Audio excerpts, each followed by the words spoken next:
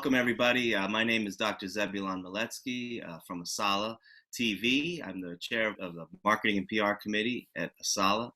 And we want to welcome our special guest, Marc Morial, speaking with a very important conversation today about the census, how it relates to COVID-19 with our very own Dr. Kay Wise Whitehead, the National Secretary of Asala.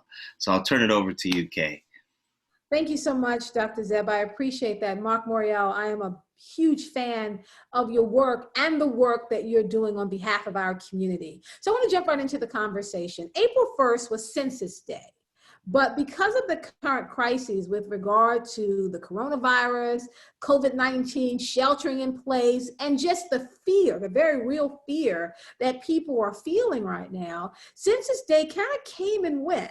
And some of us are concerned that we didn't make the impact that we were hoping to make because we've been focused on COVID-19. Can you talk about... Thank you for the questions. I appreciate you all having me on, and thanks to both of you for the work that you do.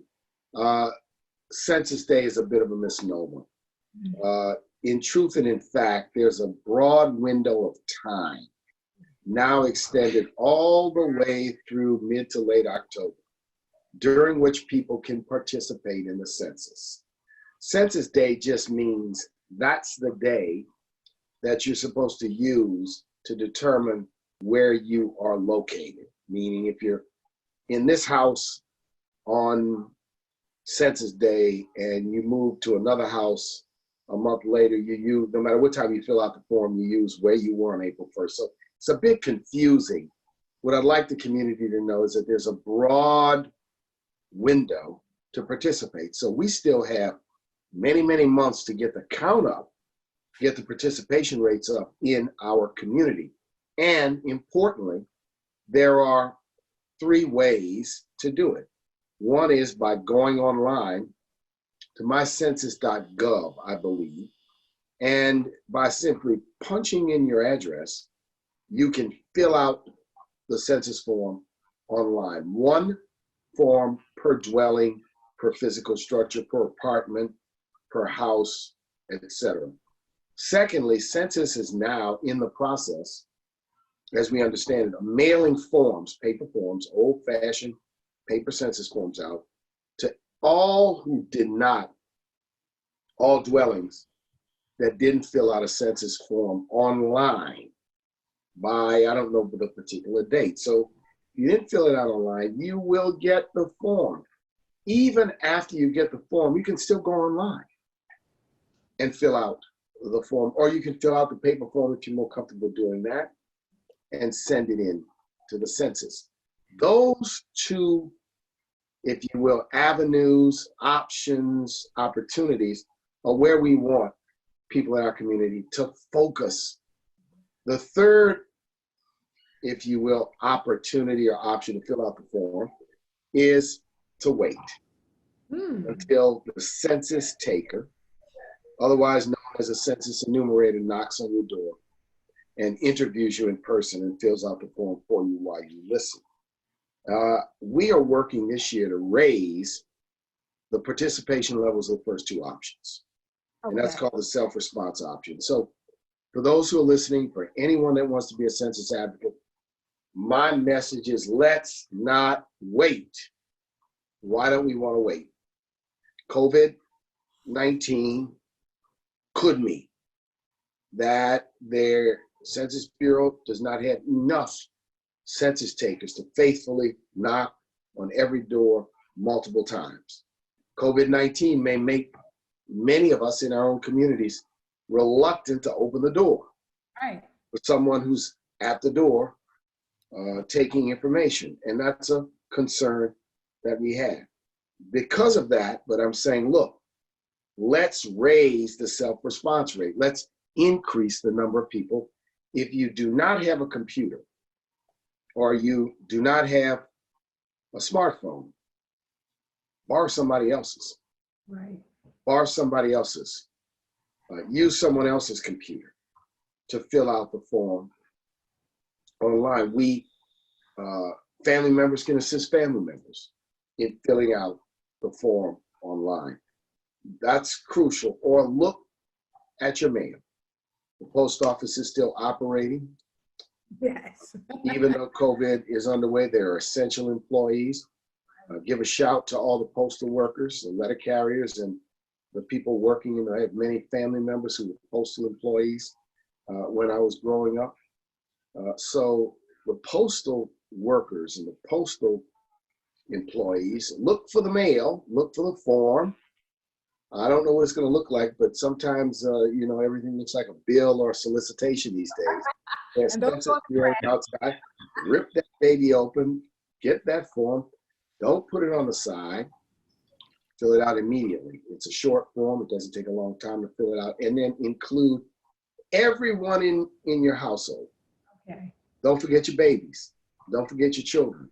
Don't forget people who might not be related to you by blood, but who are living with you. There's a lot of sharing arrangements now amongst people. So one form per dwelling, not one form per family, one form per dwelling, include anybody getting it. So we have to take charge of making sure we're counted. Well, then let's talk about that, because there are a lot of myths in our community. Some based in some actual events that have happened with people coming into your household and trying to track who's there. Why is it important for Black folks in 2020 to make sure that every dwelling is counted in this census? So Black people, listen to me carefully. It's about making sure we have fair representation in the Congress of the United States, fair representation on our city council, in our state legislatures, amongst our county council members or commissioners, in some states, even judges are elected amongst districts. That, to me, is the principal reason. The secondary reason, and I shouldn't call it secondary, the second reason, just as important, is that the census data is used by state governments, federal governments, particularly federal, to determine the distribution formula for dollars, school lunches and education dollars, Medicaid dollars and healthcare dollars. All are distributed based on census data. So it means something. It's not a count for the sake of a number. It's not a count so one state can brag or one city can brag, I have more people than you. That's not what it's for. And because in it, we provide demographic data. How many Blacks, how many whites, how many Asians, how many Latinos, how many men, how many women. We put birth dates, how many young people, how many old people. I should say young people are seasoned citizens, not old people. I'm getting there. We've got to make sure, and so that information is critically important. And I just impress upon people, let's not sleep this thing. Yeah, there's a lot of information out there. Brothers and sisters, don't fall for myths. There's a whole industry of people that want to suppress the count. Right. So they use tricky and devious methods, campaigns on social media that the information is going to be exposed to the government. Right. Information that if you do participate, they're going to come and take your money. I mean, just absolute falsehoods. Don't fall for the fake. Right. Don't fall for the head fake. Don't fall for the misrepresentation. It's clean, it's clear. We must participate. Now, I know we don't have a lot of time with you. I just have two more questions for you that go a little bit beyond the census. Uh-huh. One is, because you served as the mayor of New Orleans from 1994 to 2002, you have a unique perspective on what's happening there. There is a concern when we look at the impact of COVID-19 on some of our most densely populated, economically challenged Black cities, that we're seeing that we're more likely, in some cases 74% more likely, to get COVID-19 and die from it. How do we talk with our community about the very real impact, not just the impact today on your health, but the long-term impact of COVID-19 on our communities? Well, let me share this thought with you, and I think this is important. We need an all-out assault on healthcare disparities, and we in the Black community have to focus in a big way on self-care. And self-care means we have to advocate for greater access to insurance and doctors and hospitals and medicines on an affordable basis. Self-care means we need to pay attention to what we eat and what our lifestyle is to protect our own health and that of our children and that of our family members. And that we need to be strong advocates and voters on social determinants and conditions that are the legacy of institutional racism, slavery, and segregation and discrimination in this country. And that is in the area of jobs, in the area of housing, and in the area of education. We have got to be focused on those issues. And so it's a two-front thing. We got to be advocates. And then we've got to focus on self-care, I call it. Self-care, loving yourself and taking care of yourself and your family members and your friends. You know, everyone has tragedies in their family. 20 years ago, one of my favorite uncles had just a completely debilitating stroke. It's painful to see him, a gregarious, wonderful man. But, you know, in truth and in fact, he gained a tremendous amount of weight. In truth and in fact, he just loved to eat. He smoked cigarettes. And it caught up with him, and it had an effect on him. And it was, you know, the final 20 years of his life, he couldn't speak. And he was always the life of the gathering. And the family historian, well, these wake-up calls come and say, look, I'm going to use this learning to impact how I live my life and what I do. So access is an issue. Institutional racism is an issue. Self-care and self-love is an issue.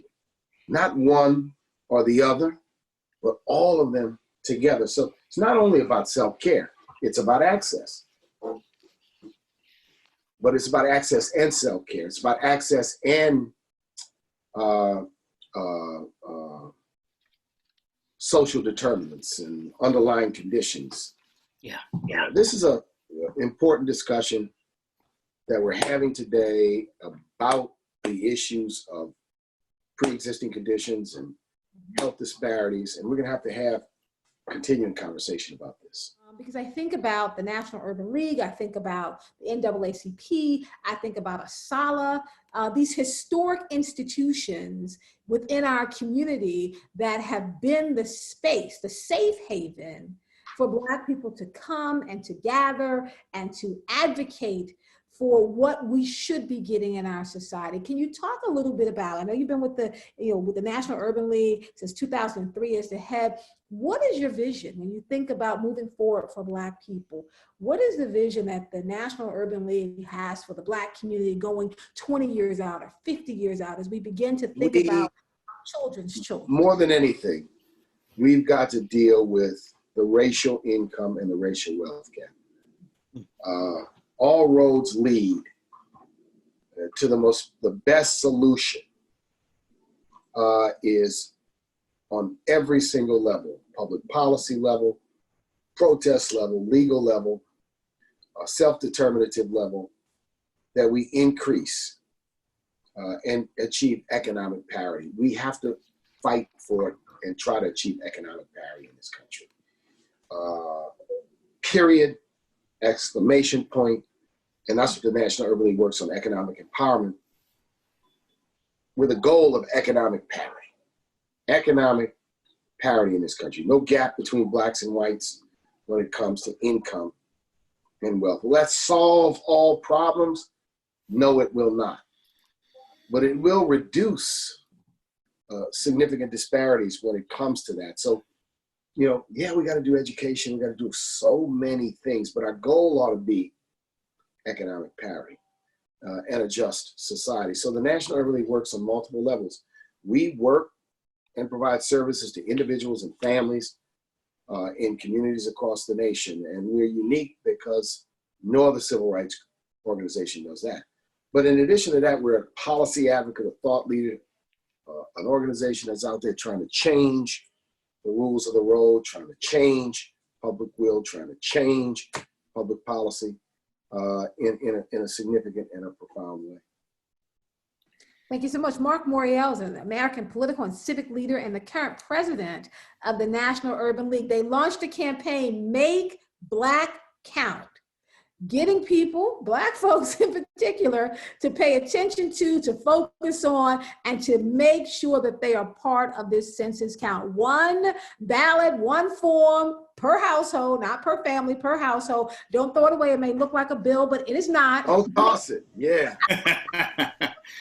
Marc Morial, thank you so much for your time. Hey, thanks for having me. I appreciate the great questions, and good luck to both of you all. And I'll be back whenever you want. Thank you so much. Thank you both for this first broadcast of Asala TV. We appreciate you. Thank you very much. God bless. Have a great day.